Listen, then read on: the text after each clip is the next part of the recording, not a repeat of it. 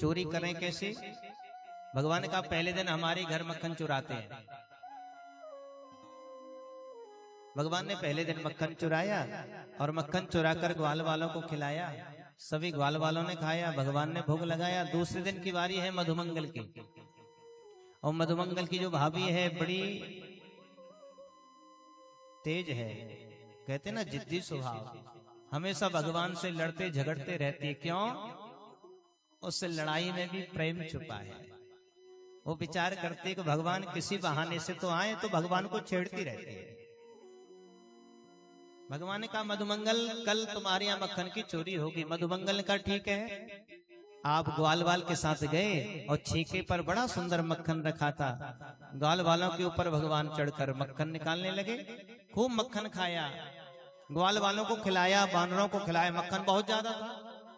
भगवान ने कहा मधुमंगल तेरी भाभी ने बहुत दिन से लीपा नहीं है घर, तो जो मक्खन बचा था वो सारे घर में लीप दिया और छिपकर खड़े हो गए। उसी समय चंद्रावती सखी आई, मटकी सिर पर है, और जैसे ही घर में प्रवेश किया मक्खन पर पैर पड़ा, फिसल गई, मटकी भी टूटी और साथ में कमर भी टूट गई। यशोदा मैया के पास गई। यशोदा मैया बाहर निकल। मैया आई क्या बात है? आज तेरे लाला ने मेरे घर चोरी की, और चोरी नहीं की, सारे घर में मक्खन ही मक्खन कर दिया, जिससे पैर फिसला और मेरी कमर टूट गई। अच्छा, यशोदा मैया ने कहा लाला तेने चोरी की मक्खन की। आज भगवान थोड़े से क्रोध में हो गए। भगवान ने कहा मैया कोई भी कुछ कहेगा तो उसकी बात तो मान लेती है, पर अपने लाला की कभी बात नहीं मानती। मुझे तो ऐसा प्रतीत होता है कि मैं तेरा लाला हूं ही नहीं, तू मुझे कहीं से मोल लेकर आई है।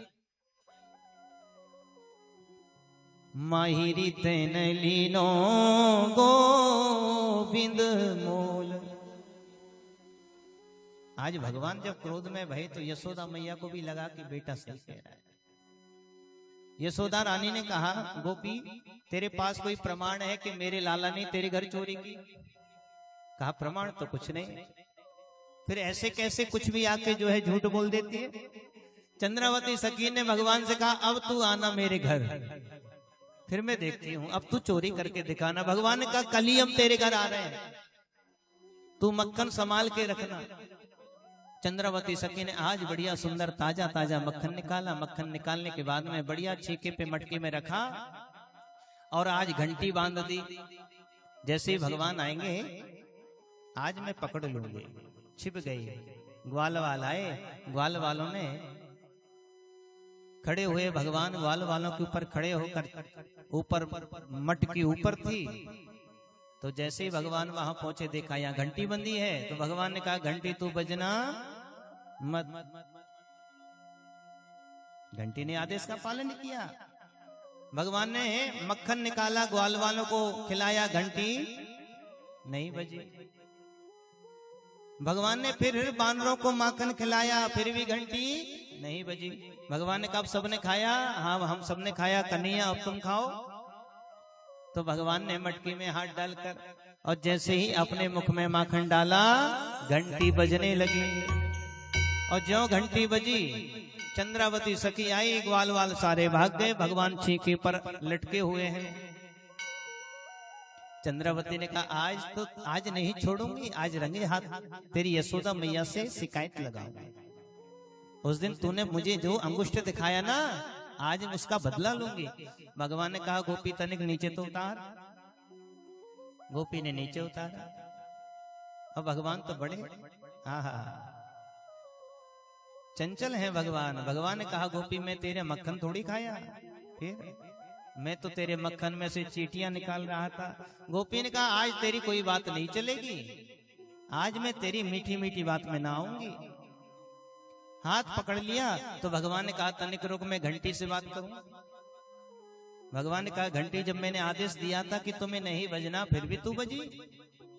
घंटी ने कहा प्रभु आपने आदेश दिया था, मैंने उसका पालन किया। आपने ग्वाल वालों को मक्खन खिलाया, मैं नहीं बजी। आपने बानरों को मक्खन खिलाया, मैं नहीं बजी।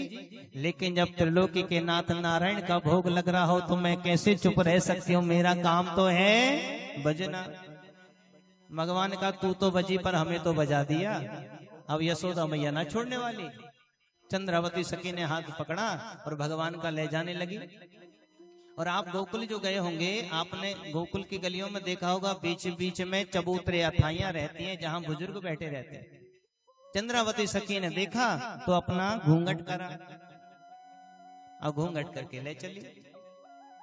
भगवान ने मधुमंगल को इशारा दिया, भैया तू ही बचा, नहीं तो आज मैया की लाठी से कोई ना बचा पाएगा। मधुमंगल भगवान के साथ चलने लगा। आगे चल के भगवान तो बड़ा मीठा बोलते हैं। भगवान ने कहा, गोपी हे गोपी, देख मैं तेरे साथ चल तो रही हूँ, चलने तैयार हूँ, पर ना मेरी नरम कलैया है, बड़ा दुखने लगी है, तू इस हाथ को छोड़ के ये वाला हाथ पकड़ ले।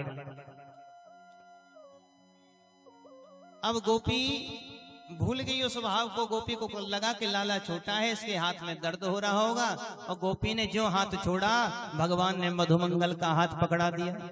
घूंघट पड़ाई हुआ था। भगवान पहुंच गए।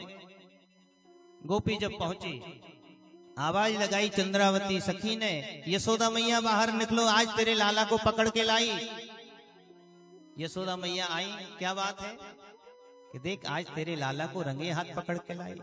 यशोदा मैया ने कहा, तू बाबरी है गई दारी की, नेक अपना घूंघट उठाए के देख, ये मेरो लाला है कि तेरो देवर है। और जो सखी ने देखा तो कहा, मधुमंगल तू कहां से आए गयो? मैं तो श्याम सुंदर के पकड़ के लाई। और भगवान अंदर से आंखें मलते हुए निकले, मैया ये आवाज कैसी है? भगवान कहते, देख गोपी हमसे पंगा ना लेना, जिद करना है तो कर, पर हमसे पंगा ना लेना। तो गोकुल के गलियों में महाराज बड़ा सुंदर शोर मचा है और भगवान मक्खन खा रहे हैं। आइए हम भी उस छवि का चित्रण करें, हाँ, पर बिना कंजूसी को छोड़कर।